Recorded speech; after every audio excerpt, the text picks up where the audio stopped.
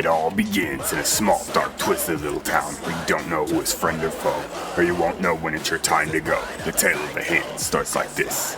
There was one summer when it felt like fall. Everybody's outside enjoying their day, which soon turns to night with bonfires. Ghost stories that are told around the fire about different origins, beliefs, and a century. They talk about the eerie little town of Middletown, Ohio, and the historical district of South Main Street and Main Street. And all the ghosts and spirits who were trapped there at the Swords Mansion. Also at the Swords Theater, there is a tale that I want to tell that people know very, very well. Once upon a time, there was this guy who was the average family man who did anything and everything it takes for his family to be on top. He was a provider, just like the Bible says a man should be for his family. But one night, things went wrong. There was no looking back for this man to come home. He went on a trail of ride of his life to make a deal with somebody that night. He thought that it would help change his family, but instead, it hurt them in the end.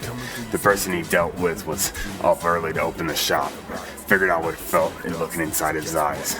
He said, I'm doing this one last deal, then I'm out afterwards. He said, I want to take my family up out of town and then I'm going to go. But what he didn't know is he secretly made a deal with a demon that Lucifer himself sent to this earth to try to take over souls that has them right from the ground. He didn't know what he was going to become, so on that mysterious night, he seen their eyes turn red, and the spirit of the demonic creature took flight. He tried to take a soul that night, and with a blast from the past, boom, boom, he got shot in the back. And in his stomach, he started laughing because he got set up by the dark side. Will he live, or will he die? Well, somehow he lives, but it ends up being wicked. After he wakes up from being in a 3-year coma. And now, 3 years later, he is wicked and twisted and his mind is gone and all his memories wiped away. And all he remembers is the EMT showing up to the scene of the crime and the famine and his outbreaks and has to reside in a mental ward. And then he finally tries to cope with life and starts touring with his band Deathslide. Ever since the incident, they've been on an all-time high and the band is more popular than ever. The band Deathslide also have an interesting background. The drummer, aka Tim the Grim, is an openly gay guy with a killer attitude. And if you cross him, he is liable to beat you to death with his drumsticks. The MC, aka Sasquatch, is a bigger, quite psycho type. And if you piss him off, he can squash you with his bare hands. Infamous, the frontman, MC, and vocalist, aka Infamous the Wicked Clown. He has a very haunting background. The anger issues of a hawk, he once killed a man in self-defense, is not afraid to do it again if he has to. He has died and seen the other side and came back to life. He has the personality of a killer clown from your deepest nightmares and fears. Enough of the past, let's go back to the present. First day of tour for Deathslide was at the Old Grove Bar for the Wolf on the Moon tour. The fans arrived in packs, faces painted up like they were getting ready for war. They hollered, they cheered, we want Deathslide, and as they took the stage, they opened up the show by starting off saying, whoop whoop, and this crowd said it back loud and proud. As they started to jam out, the night flew by, and a guy in the parking lot started a fight. He pulled out a knife, threatened to kill the band, so Sasquatch approached him and the man, grabbed his arm and broke it, and took the knife and stabbed him in the eye. The blood gushed all over the man's face, and no one to hear him holler or scream. Sasquatch takes him off to a wooded area, then meets up with the rest of the band in the woods with shovels in hands. Buried the body into the cold ground, and you see nor hurt anyone in sight. The next show. The show starts and it goes well, till some guy says fuck you to the band while he's chilling in the wheelchair. Then the show's over and the man's vehicle is parked next to the band's vehicle. He starts to yell and starts to gripe, and then Infamous the Wicked Clown jumps out of the vehicle with a clown-like facial expressions. They have a stare-off, and then Infamous the Wicked Clown just snaps and shows his true power by ripping off the guy's leg and ripping off his arm.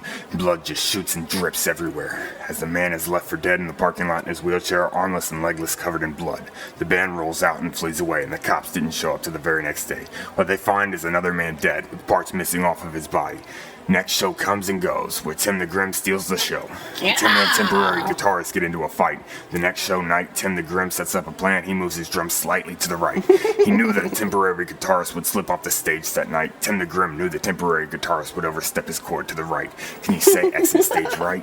He trips over his guitar cord and falls off a very tall stage and hits his head on the marble concrete floor, and then blood starts to pour out of his head. The show did not stop, and the fans thought it was part of the act. They performed their hit song Heart Attack. The crowd went wild, and that song closed out the show for that night. They took the body of the temporary guitarist and took him to an underpass and burnt his body. Then they went and chilled with their minions at their lab. The night becomes a day, and they have a meeting about what's been going on, and how they can put the incidents in their new songs. And the day went by and night had arrived. They wanted to go out for a drink and a little bit of feast time.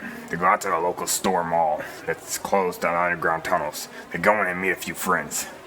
They made a group of women, and infamous the Wicked Clown knows one. They were all into vampirism. If you look really closely, you can see their fangs. They go bar to bar in town luring in men, and that is how Deathslide got some vampire friends.